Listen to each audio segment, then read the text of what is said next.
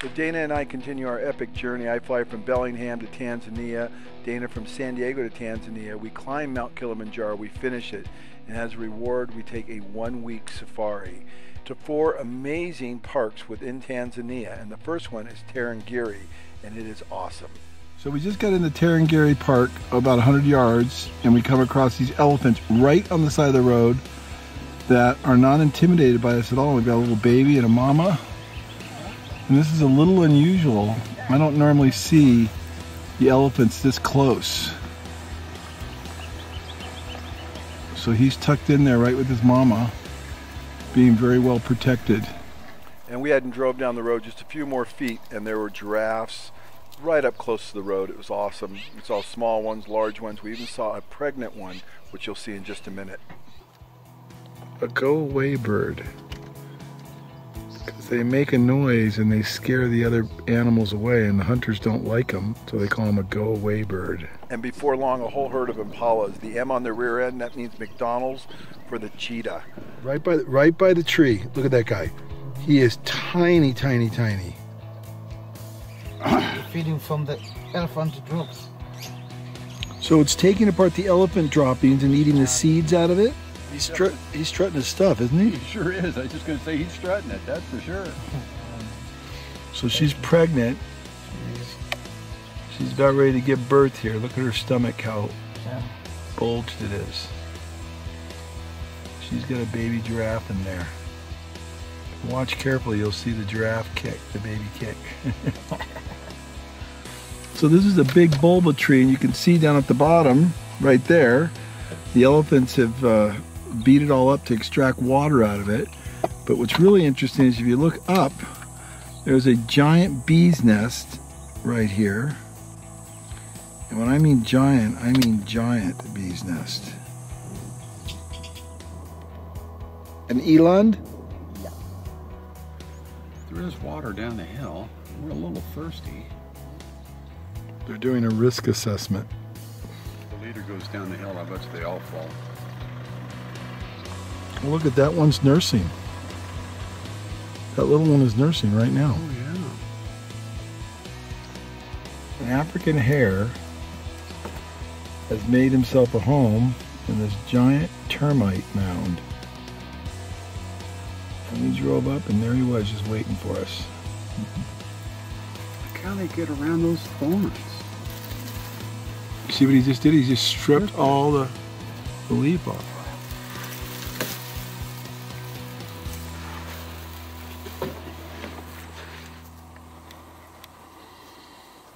See the one scratching over there to the left, fall on the tree? Yeah. Look at the big teats on the bottom. See the big tits? Oh gosh, yeah.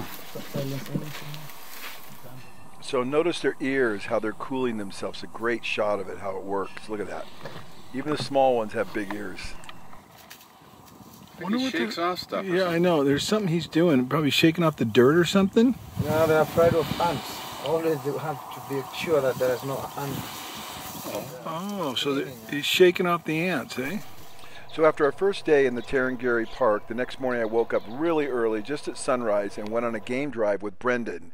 He had to load his gun because we're actually walking out in the wilderness, completely exposed, and it was just myself, him, and one other guard behind us with a rifle. And it was a little intimidating. I mean, we're going right into a killing field, basically. We're going down to the river, and that's where all the action happens, because as animals come down to the river to drink, the lions are waiting there for them and all the predators. His back right leg has got an open wound on it. And that's a monkey? Yeah, vervet monkey. So another kill right here, and then another one there, and a whole other one up there. So this is another cemetery. And what animal killed it? These are lions. Lions. And just for the record, the camp just right there on the hill. Oh, look at this vulture. Look at that. No, that's a stork, right? Yeah, Marabou. Look at the size of him. Huge wingspan. How big a wingspan? The record is at 2 meters. Wow. It's a dung beetle ball. Oh, it is a dung beetle ball. It's a dung beetle ball. And this is from the endocorpora. These are the big dung beetles. Yeah. They're about that size. And they construct these balls just after the rains when they hatch. They find a freshly laid dung. From the elephant, right? Yeah, fresh. Come in and they compact it into these balls. Then they roll it around. And with that, they're attracting females. When the female is impressed with the ball, she'll actually latch onto the ball. And he'll roll her around until they find a suitable place where they'll mate, and she'll dig it down. And lay just one egg in the middle of these balls. And then it'll be covered up, and she'll stay down with the ball. So these are old balls, right? Old, yeah, these are old ones. These actually didn't even make it. Oh, they didn't? They didn't make it. You can see they've been dug up here. Oh, yeah. There's 2 more balls. And who would have dug them up? Could be a whole bunch of things. Could have been a honey badger, a white-tailed mongoose. Oh, look at that. I didn't know they were hollow inside. Yeah. The baby the larvae eats the dung inside there. Oh, but they're not hollow, but that baby is eaten. It's eaten all the dung inside. It seemed like they didn't make it. This one made it, but he got eaten out. Direct register, so they step on their back foot, right on top of the front foot. You see that?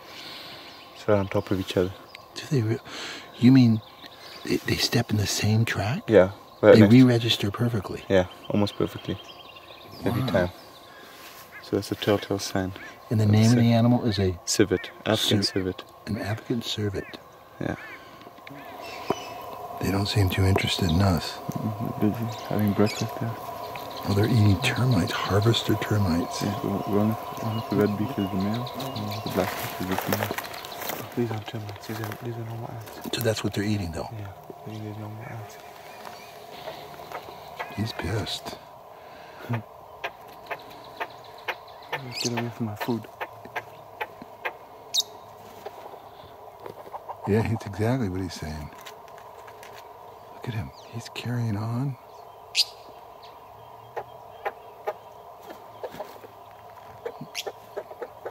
Oh, this is too cool. Smaller. Oh, those are the smaller ones. Tusks. The bigger ones come up like this. Right. And these, every time you chews, it rubs up against the upper tusks. So these are always getting sharpened. So you can feel here what's been rubbed. Feel it's been worn down. And then these front teeth are, when you see him on his front legs. He's digging? He's digging down, yeah, with his for shoots and tubers and things. Well, what do these do particularly? Mostly for defense. Okay. Yeah, for protection. And the animals, the predators know that they don't want to mess with those guys too much. Yeah. And who would be the predator? Lots of things, lions, cheetahs, leopards. But he couldn't win against a lion. I mean, the lion's not going to back off it ultimately, is it? He won't back off, but if he sees that he's already on the ready, so he's seen him, he won't bother. Oh, I see. He's a surprise. I see.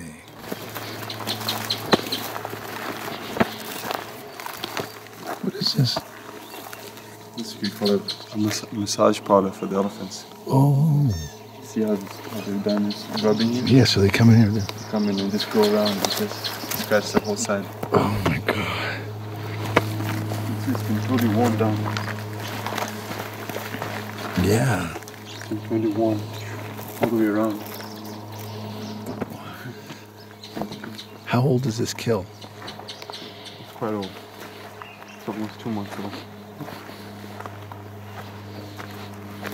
This was done by the lions.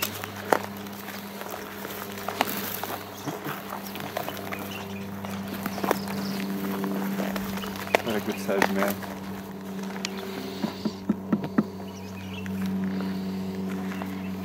There's no meat on it left.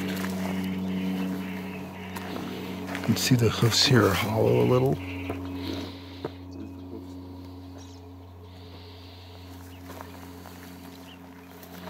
And they've stripped him out, right? The gut, look at that. Taking the skin out all the way. Open it up here. This is what they normally start with, the lions, the haunches here. Well, is the meat better back there? Yeah. So the meat's better back in this area. So these are defensive, but these are also defensive, right? Yeah, they both are. You can see where it's been rubbing there. See, it's worn down there. And this sharpens these right here. Yeah. These ones are already broken off somehow. And what happened to him? He got taken by the lions. He got taken by a lion. And people actually saw it happen from above. Oh, really? It happened just here in the riverbed. Then they pull it up. Those little warts. Oh, these little guys right here. Yeah. And they also have them under the eye here. Oh. And that's to protect the eye when they fight. Oh. It's just cartilage, these warts. So it helps them when they fight. So even though there's water right here, the elephants will still dig in the sand because they're particular about their water, and it's more filtered in the sand, even though they've got water right here. Baboon. It's a male baboon, big one. And this one actually, I saw it just after it was killed by a leopard. The leopard had just put it up in a tree back there, only a few feet off the ground. And there's still blood dripping from his nose.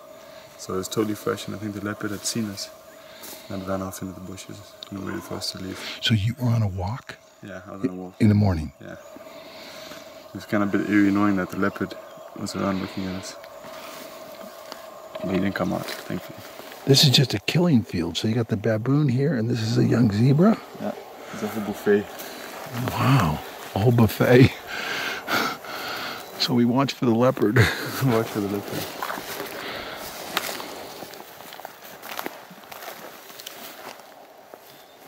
Wow.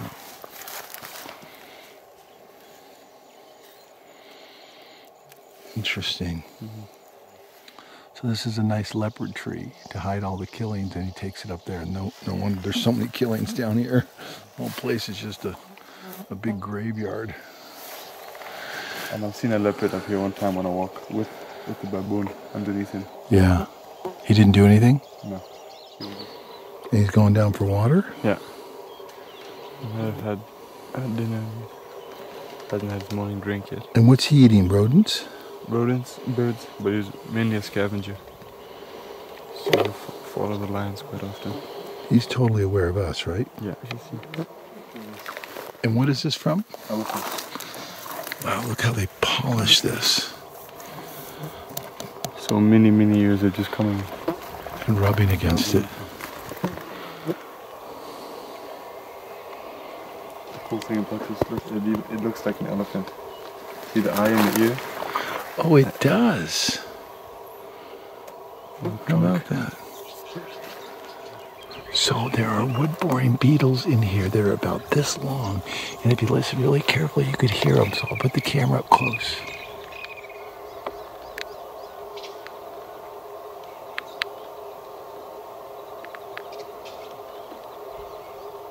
Okay, so there's a skull there.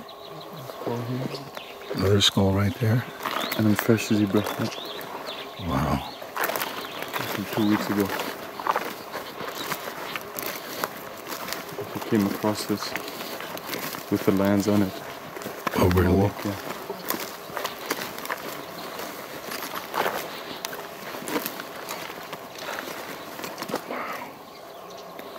You don't see stuff like this very often.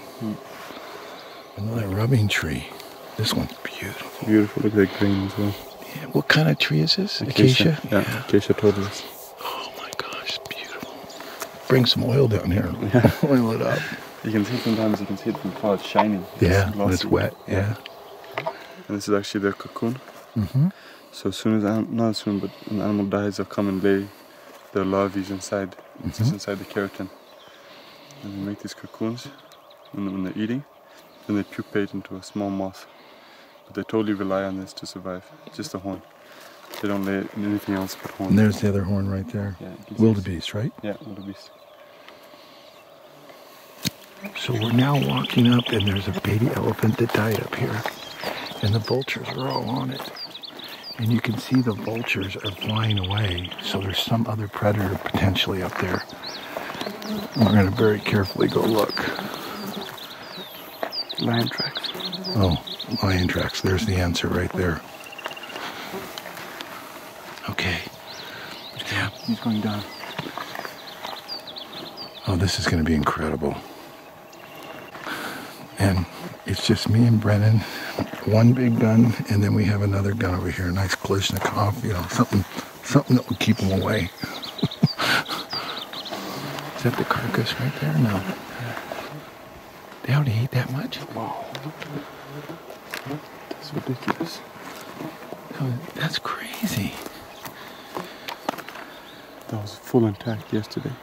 So this was fully intact yesterday. This is a baby elephant that died from gangrene. And Brendan put it here, died by the lodge. And it's almost all gone. That's incredible. So were they leaving because of us, the vultures? No, we were too far away for them to see us. So why were they leaving? That's an eagle, isn't it? That's a hooded vulture. That's the smallest vulture. Oh, okay. One day to take an entire... Oh, look at this. It's hard to believe, isn't it? Hard to believe. Look at that. Gosh, that is crazy. Look at these vultures coming out of the trees. Wow. Nature is efficient. Holy mackerel. That is crazy. Even the ribs have all been gone. Look at the ribs over here. So maybe they were leaving because they were done. Yeah, they're done. They're done. It's a genet. Oh, really? Small spotted genet. Wow, that little. I'll show you a photo. It's really cool looking. This little guy. Oh, yeah. So he's got spots and he's got a striped Beautiful. tail. Looks like a little leopard. Yeah. Oh. And this bulba tree right here. Look at how the elephants have stripped the bark off to look for the water. Yeah. Especially now in the dry season. They do it much more in the dry season. Do you see it much? Water buck coming this way. Oh yeah, look at that. So that was our early morning game walk. It was just absolutely fascinating. Brendan did a phenomenal job, unloaded his gun, and we got back into camp. And we got in the truck, and before long, right off the bat, we saw a lion. And it was really awesome the way we saw the lion, because it was sitting on top of a huge mound. Incredible. That is just crazy. Take the pictures. I've got the video going now.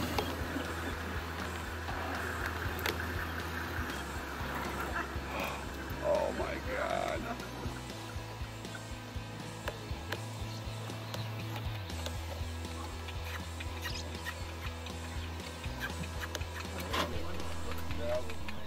So we spent a day and a half in Tarangire and then off to Lake Manyara in the Great Rift Valley. This huge lake that extends up there. We're going to go into the park and all the way up to the end where our tent camp is. So we had another fascinating day, and then as we concluded the day, we continued to drive down the road to our next park, which was Lake Manyara. We saw lots of interesting things as we went through the different villages and towns. People selling bananas and all their different wares. It's a great experience. You know, you get to see Africa the way Africa really is, both in the wildlife side as well as in the way people live and trade and do business. All these people right along the road here selling their goods. And then we got to the entrance of Lake Manyara, and it wasn't long before we got inside Lake Manyara that we started seeing a lot of beautiful things. That's a big one. The one we hear the voice when we get inside. Oh. But ahead, the tree without the leaves, that's a sausage tree. So we had these two monkeys just Are they playing? horsing around, and before long, one falls off right into the bushes. It's incredible. Whoa. This all happened in didn't the look first so 10 funny. minutes we got inside the gate. So very interesting. Road. A lot of wildlife. It was a dry season when we were there. The lake was very, very low, but the animals were out and about everywhere. This baboon, right beside the road in the trees, he comes moseying out and connects with the rest of the troop that are walking down the center of the road. And this little baby turns around and just looks at us. Look how little he is. He's got personality. Then this guy's just mouthing off to us. He says, "What are you doing here? Get out of here." And a baby holding on to the bottom of his mother. And when we went out by the lake, the Cape buffaloes, they were in the water, and all of a sudden they started moving. A big, massive herd. Must have been a lion or some predator coming Or a around. leopard try to take down a Cape buffalo, or no? Not really. All leopard they can do for the new baby born buffalo, for the calves, but not for adult. Okay. For the lion they can do for more. I think these are fish eagles, two of them sitting in the tree. Not sure which bird that is. Egyptian geese, The white and the hippos, some kind of little mud crane. Oh, coming out of the bushes. And further up into Lake Manyara, there are hot springs, and there the flamingos were plentiful. But in Lake Manyara, there are thousands and thousands That of is what I flamingos. call a big active beehive.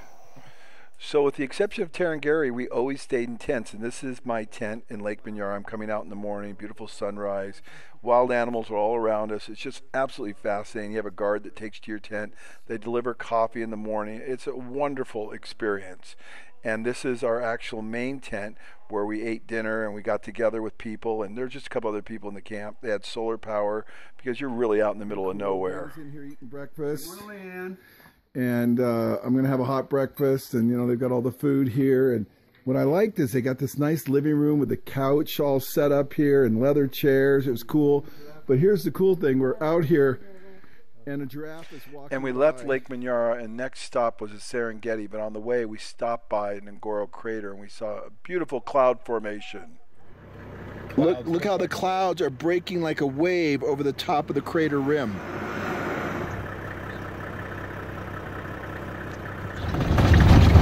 So we're going to lunch in the middle of nowhere. And as we drove out into the Serengeti, the roads were very rough. We took a little detour. You'll see here that little jog to the left. We drove way out into the plains and found this tree to have lunch underneath. So this is Africa. In the middle of nowhere, we found one lone tree, and this is where we had lunch, right here. And it was remarkably cool. Maybe almost 20 degrees cooler. So in this huge area, nothing except for this one beautiful acacia tree. There's a couple of us underneath here, and look at the size of this tree.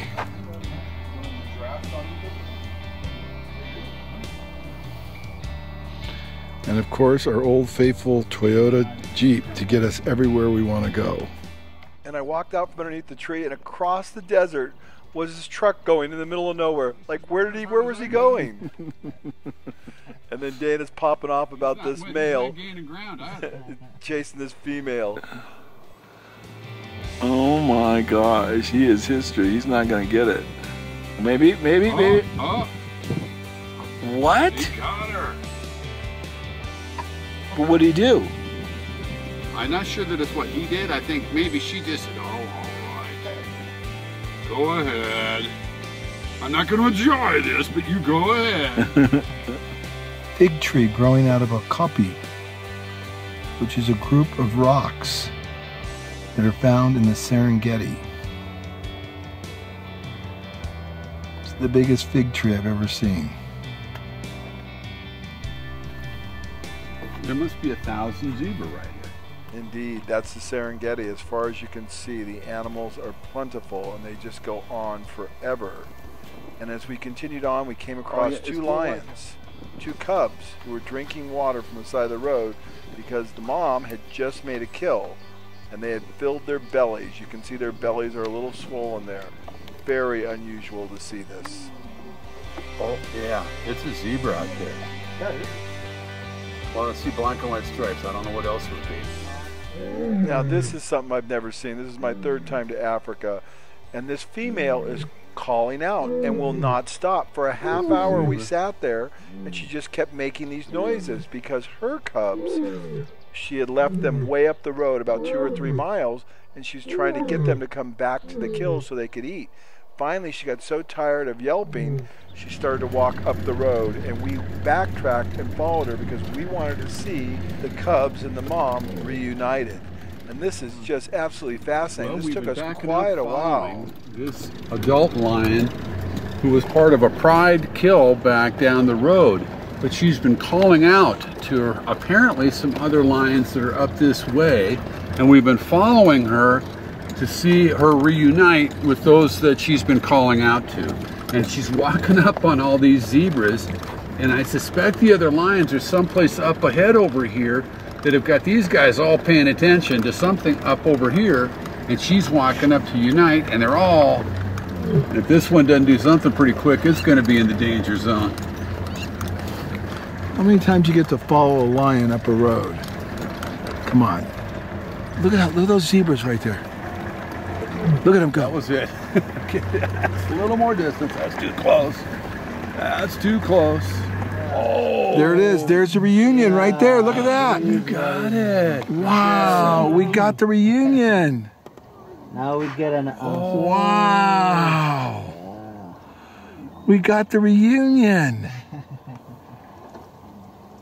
Now we're going to go back and get the food. Okay. Wow, this is incredible. All that work. You see how it works, huh?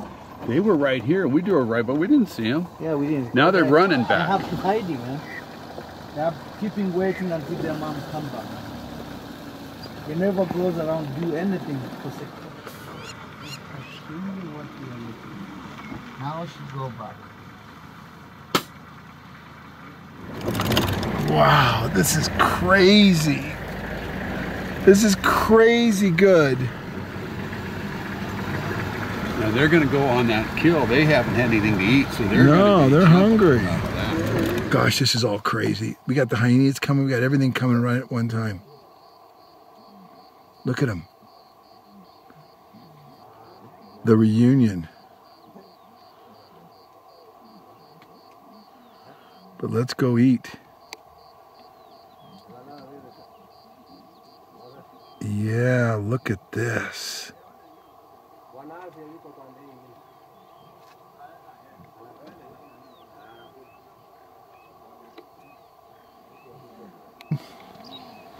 Right over here is the hyena. And now all this is going on. And there's another hyena out farther. And are there? Is that like? It looks like Yeah, it's another hyena. is hyena or dogs? Yep. Looks like dogs. There's the hyena, and he's saying, I don't know how much closer I want to get. Right behind the jackal, there's a hyena. One hyena still keeping coming. So we had a jackal, a hyena.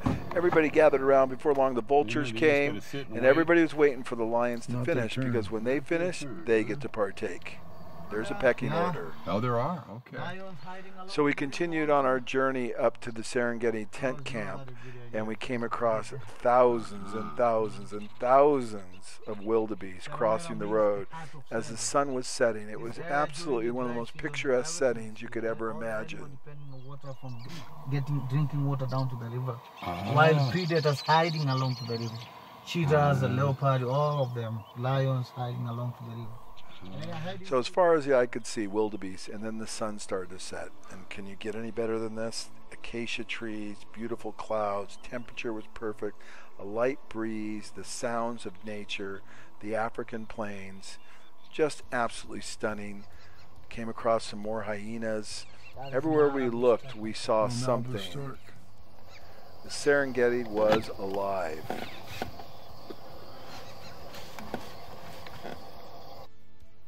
And then we got to our camp, and it was spectacular, beautiful. The fire was going, and we sat outside underneath the stars as the sun went down. So we are in day one of the Serengeti, and Dana's up here having breakfast. Really Does this- roughing it out here. I does got to this tell you, work? it's just terrible. Yeah, nice tent. And we had everything around our tent last night. Lions and elephants, and I swear I could have heard every animal in the world. And there's our tent down there. There's Dana's, there's mine. And I was sitting out here at the fire by myself about 9 o'clock at night, and the guy worries about me. And he comes out and he says, let me check, make sure there's no hippopotamuses around, because they like to come out and this is their territory. And sitting right there were two hyenas. I'll show you. Two hyenas were sitting there watching me. And I was all by myself. I think I was out of my gourd. I could not believe it. But they were sitting right here. Here you go. Two hyenas were sitting right here, and I was right there at my thing, and they were watching me. I think I was, never been so scared my whole life. It's like, come on. And I didn't even know it, and I was sitting out here for a half hour by myself, thinking, oh, this is the most peaceful thing. I've got the stars and the moon and all the noises from all the animals, and meanwhile I'm being stalked by hyenas.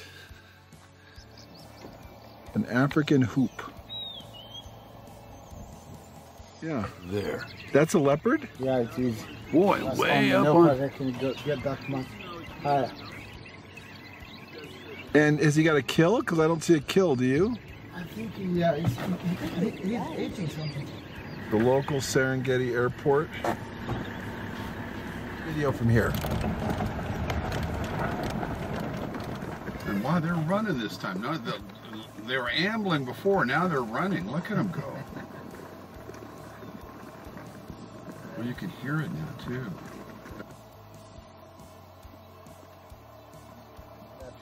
I don't see the hyena though. Go behind. To the left of the grass. Go On the straight grass. off the butt of the thing, and it's in the grass back They there. are moving around the grass. Oh, that's very disappearing. Yeah, does he know it? Yeah, he know that we don't care for this. He knows hyenas are there. Yeah, he know that, but as long as he's good, they know hyena can't do anything. Now this is something I've never seen before. We've got the wildebeest here, intermingled with the elephants, and it's quite fascinating to see them together. There's more elephants right here, right in with the wildebeest.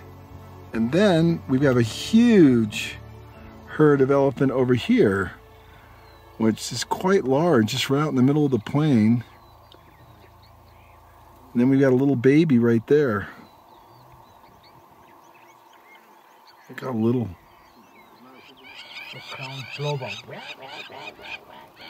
Yeah.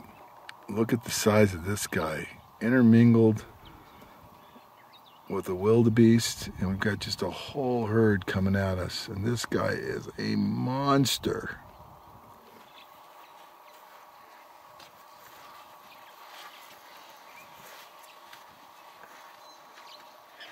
The baby is so cute. Look at that little baby right there. What's the baby doing? Can you tell? Scratching? Just scratching?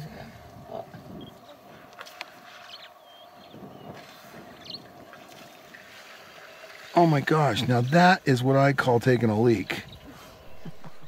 So in Africa you see everything. And I mean everything.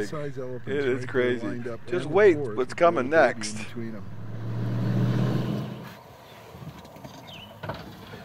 The baby's in there nursing right now. Little teats are right behind, big teats actually, are right behind the front legs. Boy, these are young babies. Yep. It's got a python, you can kind of see how the safari thing goes. Everybody pulls up. That'd give you an attitude adjustment about walking around here, right? Yeah. Look at this. This is one big python here. He's got something in his belly. You can see it right there. Yeah, we have, but it's hard to see this. Yeah. Yeah, you want me to help you? Yeah, can you? Okay. Hacemos la mano con el botón. Guinea fowls.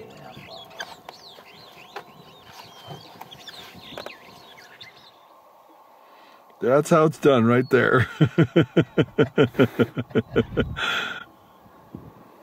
You don't miss an opportunity, especially in the bush. There you go. I don't think he's quite getting penetration yet. She keeps moving out from under him. She backs into it, we'll know they got it going on.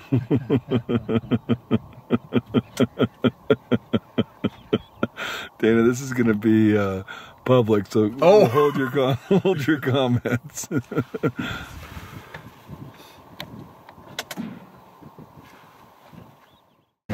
Two hyenas laying on top of the rock. First time to see hyena on the top of the rock. Yeah? Wow, that is like really cool. Secretary birds. The And then- spotted hyena. And the weirdest thing is the hyena's right next to him. Yeah, he's got some big tusks.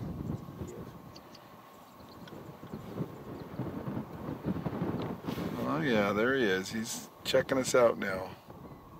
So the baby's still in her. Yeah, you can see the white stuff all out already. Now this is fascinating. I've never seen this before. Birth in the wild. This is an impala that was walking around, and we could see that she was looking for something. We stopped. It took us over 45 minutes to film this. but the baby actually comes out and we film the whole thing. We're out in the Serengeti and look at these storms develop. You can see this big one coming down and you can hear the thunder, and then we've got another one going on over here. It's just the vastness of the Serengeti is really awesome. The air is pretty cool because the moisture's in the air, and you can see there's wildlife everywhere we look.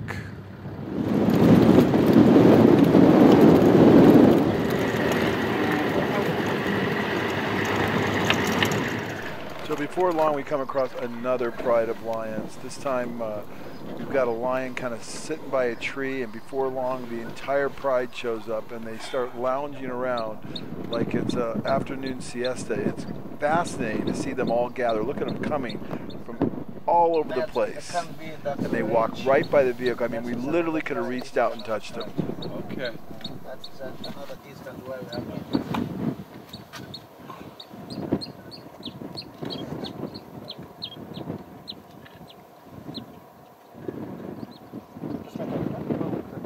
Boy, look how close this is, Dana.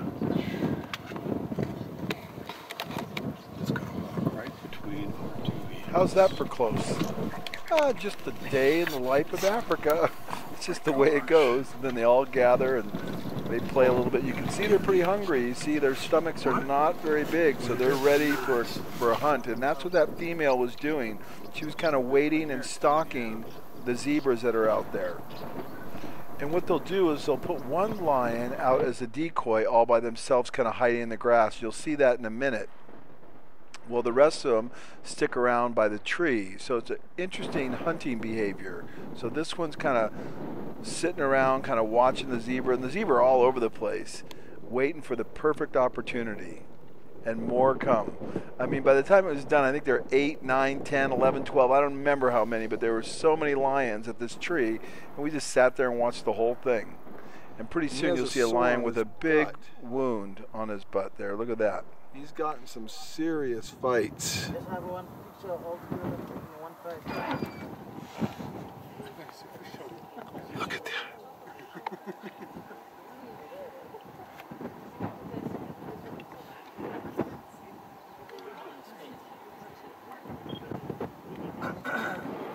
One, 2, 3, 4, 5, 6, 7, at least.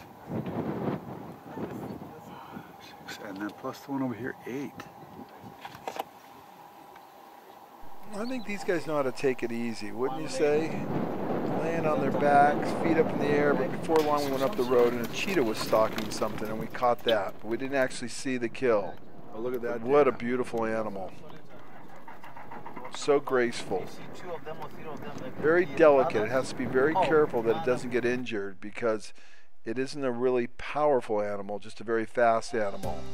So how about a balloon ride over the Serengeti? So next day we woke up early in the morning and we went up in a balloon and I got to film everything, including being invited to go inside the balloon as it was filling.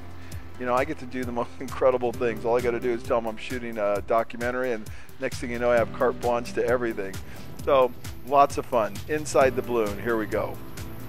So they fill up the balloon with air first, and then after it's been filled up about maybe 40–50%, that's when they begin to fill it with the hot air. And you're going to see how that happens in a minute. It's absolutely fascinating. So out of the balloon, and we're ready to put the hot air in. Flame on, Scotty. What's so cool is we're actually in the basket when it's laying on its side because the balloon lifts and then we take off. Awesome stuff, man. I'm so fortunate. A fire-breathing dragon. And we are ready for liftoff. And there we go. We're just skimming the ground and we are going to see some fantastic things for this balloon. Now this is the second time I've ever done a balloon ride, and I'm going to tell you, this time was over the top because we saw everything. Well, at least almost everything. How about lions, huge wildebeest herds? Watch this, what's coming up. You will not believe it. Look at all the wildebeest down below. Of course, I'm using my iPole to film all this. It would be cool to see a leopard in the top of one of these. And there were a total of 3 balloons up in the air at one time. Sometimes we were high, sometimes we were low. The other ones were high, then low. It made for fantastic filming. At one point, 2 of the balloons are actually hurting the wildebeest. Look at all the trails everywhere. That is really hard to see. Those are like impossible to see. No, that's a serval cat. Serval cat. Yeah, serval cats are they're not endangered or anything, but they hide so well. That is amazing. That's a serval.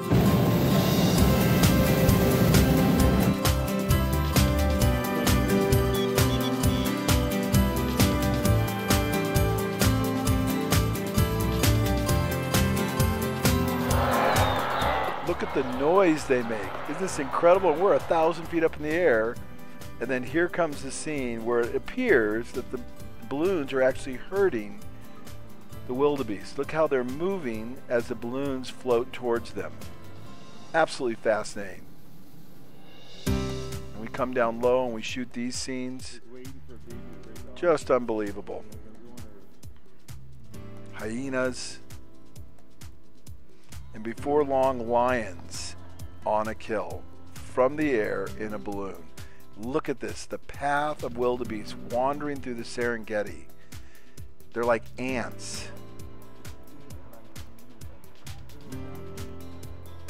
Wow, have you ever seen anything like this? I was just like, I can't believe I'm seeing this. This is just crazy. And here's the lion. And there's the kill. Quietly floating by as the lions do their thing.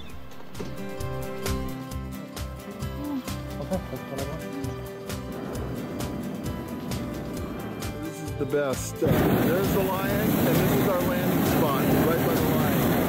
That's pretty awesome. Yeah, that's guiding that. That's actually he's my boss. Which one? The one making sure the lion's not gonna eat you. So just don't go too far, my friend. So watch how this lion just slips into the grass right where we're going to have breakfast. Oh, so reassuring. So the king said, not a problem. Off to the gallows, get me some prisoners. We'll have a fight today. But it was said, as the guards were retrieving the prisoners, the queen, Marie Antoinette, whispered into the king's ear and said, this is a terrible idea. We can't have the first 2 people to fly condemned criminals, because if they survive, we'll have to release them. They'll go down in the history books and we will look like fools. So they sent the prisoners back. They were very happy. So instead, 2 noblemen stepped forward. The first one was Pilâtre de Rozier. From his first name, Pilo, we get pilot in aviation today. And he brought his good friend, probably kicking and screaming. His name was Copilâtre. No,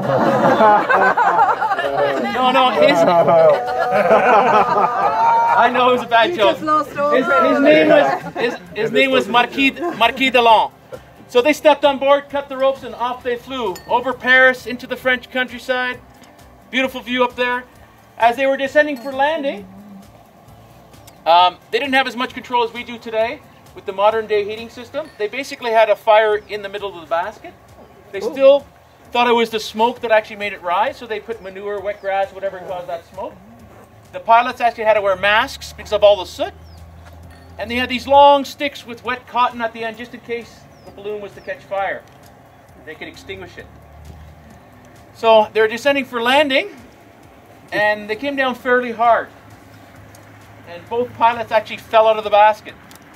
But the balloon continued on, starting the farmer's field delight. You can just imagine, you're a peasant landowner over 200 years ago, and the only thing you've ever seen fly is a bird. Then coming out of the sky over the treetops, this big fire-breathing contraption. Smoke was billowing out of this thing.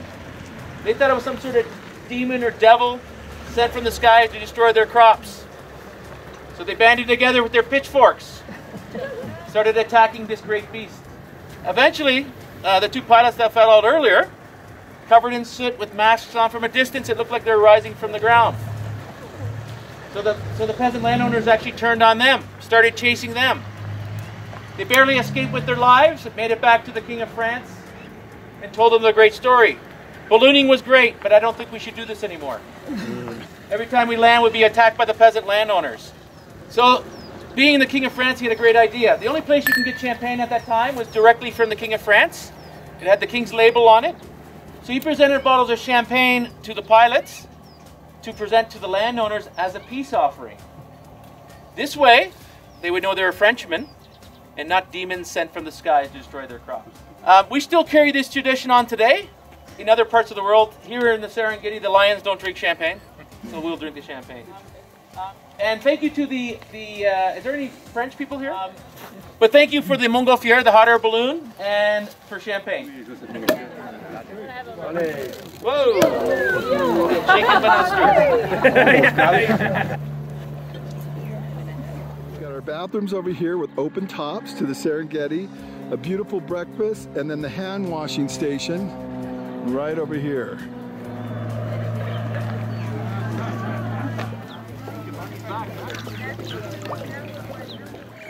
We have all the tables arranged by the different balloons. So needless to say, we had a fantastic time, and we even had a hippo slip by where we were having breakfast. Only in the Serengeti, only in Africa. Well, we were back in the Jeep. Listen to him crunch. And we came across a hyena that was having a good old time breaking some bones with their powerful, powerful jaws. Now, Lake Manyara is known for tree-climbing lions, but we never saw one. But in the Serengeti, we did see tree-climbing lions. And here's one. I've never seen this before. Taking a snooze with a great view, just in case something should come around. And then a Tony eagle perched in a tree right on the side of the road. We just got a fantastic shot. And then he said, okay, I'm going to fly for you and give you the full show. Boom. Look at that. These people stopped on the side of the road. Why? Because we have a lion sculpture on a termite hill posing for his picture or her picture. Oh, it's a real lion. It's actually not a sculpture. It's a moving, breathing lion just doing a photo op for everyone. Like she just had a meal. Even the king of the Serengeti has a few irritants. Just a few flies there. So we left the beautiful Serengeti and we drove back on a very bumpy road and a very long road to Ngorongoro Crater, one of the largest intact craters in the world, actually the largest, for our 4th national park in Tanzania, and this was spectacular. We overlooked the crater as the sun was going down and it was breathtaking. The next day we would enter into the crater. So we're just entering Ngorongoro Crater, and you can see how the clouds overlap the edge just like a wave on the leeward side. And it's about 6 o'clock in the morning, and it's just beautiful. Okay, a little biology lesson. When the ostrich is red, he's ready to mate. How about that? Now this next scene, I hate to say it, is a little bit funny. Hopefully you won't burst out laughing too loud and people won't look at you like, what is going on? But here comes a very humorous scene with the ostrich. Seems to be getting redder in the head for the effort.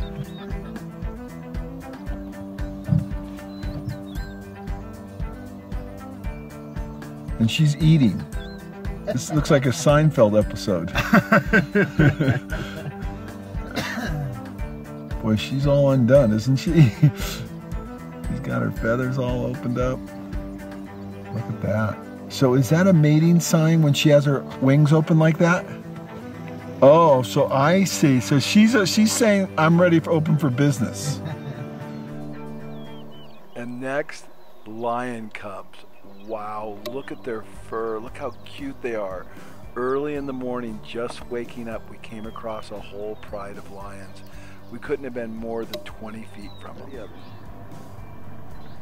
And this is a Kori bastard, and this is the bird they like to eat for Thanksgiving dinner.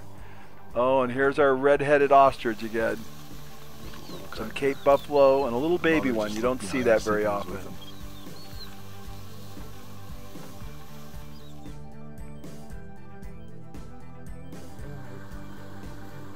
Don't even try it. I'm gonna get you. Then a hippo coming up out of the water to take a look around. Check these guys out. Synchronized swimming. And these are crown cranes, the Uganda national symbol. So these elephants just tore down this tree and now they're taking all the bark off of it. This is the equivalent to a Northwest logger. We cut down everything in sight. Okay, our last stop, Ngorongoro Crater. Fantastic safari as we climbed out of the crater on a one-lane road and looked back over this beautiful landscape.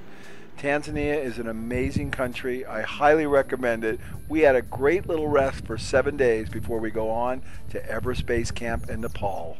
Well, hopefully you've enjoyed this week's American Innovator. I had a lot of fun putting it together. It was a lifetime experience, but the next one is even better. We'll see you soon on the American Innovator.